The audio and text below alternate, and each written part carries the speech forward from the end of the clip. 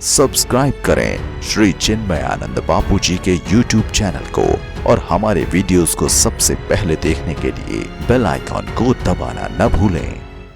कितना वैराग्यवान है बेचारा, सब छोड़ छाड़ कर भजन करने को खड़ा। लेकिन नहीं, भगवान जानते हैं कि ये बातें तो ब्रह्मज्ञानियों की तरह कर रहा है, लेकिन सब सुनी सुनाई। अब जैसे स्कूल में छोटे बच्चों को जब पढ़ाना स्टार्ट करते हैं टीचर, तो आरंभ में बताते हैं क मतलब कबूतर। अब टीचर को पता होता है कि क मतलब कबूतर नहीं। आगे चलकर के जब हम दर्शन शास्त्र पढ़ते हैं तो पता चलता है क मतलब ब्रह्म होता है। न्याय शास्त्र में क मतलब जल बताया जाता है। लेकिन यदि टीचर शुरू में ही बच्चे को बता दे क मतलब ब्रह्म, तो पहली बात तो बच्चे को समझ में आने वाली बात नहीं है कि ये ब्रह्म कौन से बला का नाम है। हाँ,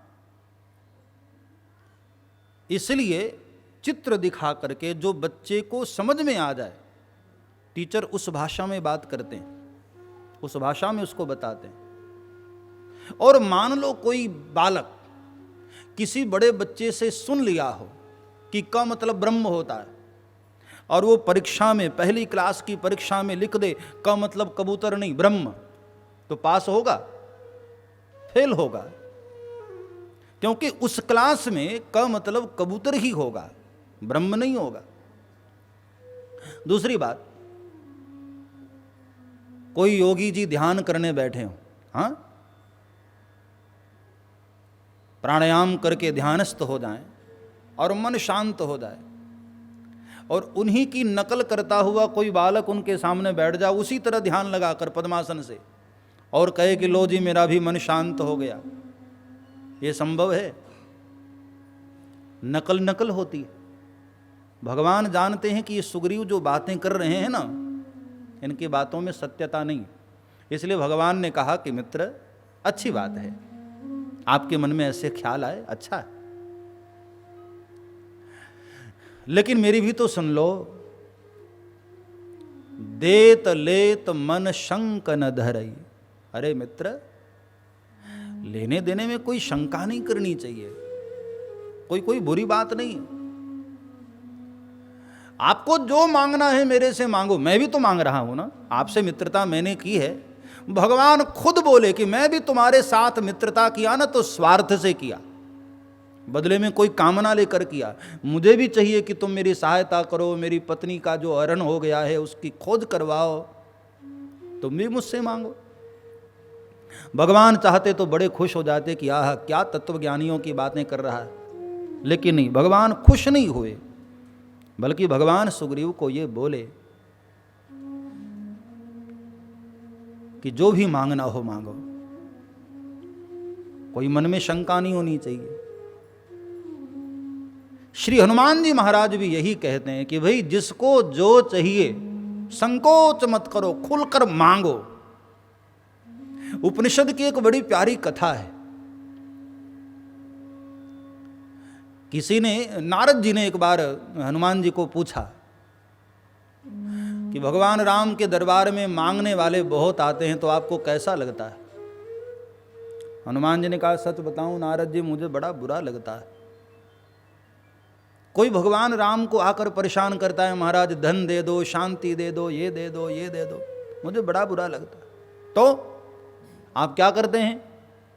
हनुमान जी ने कहा, इसलिए मैंने ऐसा संकल्प ले लिया है कि अब भगवान से कोई न मांगे, जो मांगना है आकर मुझसे मांगे।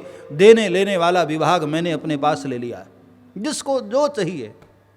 अष्ट सिद्धि नवनिधि के दाता, असबर दीन जानकी माता।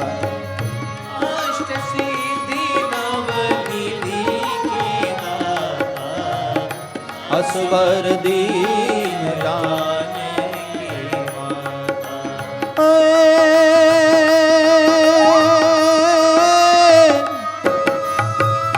अष्ट सिद्धि नवनिधि के दाता असवर दीन जानकी माता।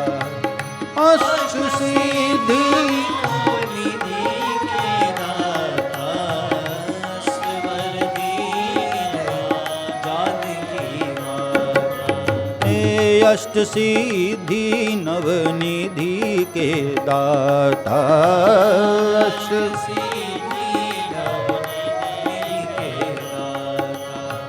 असवर दीन जानकी माता। असवर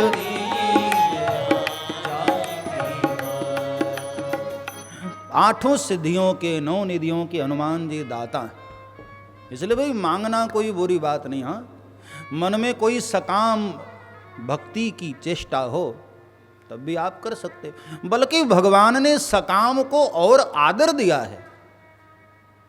रामायण जो पढ़ते होंगे उनको ध्यान होगा, सकाम को भगवान ने बड़ा आदर दिया। सब्सक्राइब करें श्री चिन्मयानंद बापू जी के YouTube चैनल को और हमारे वीडियोस को सबसे पहले देखने के लिए बेल आइकॉन को दबाना न भूलें।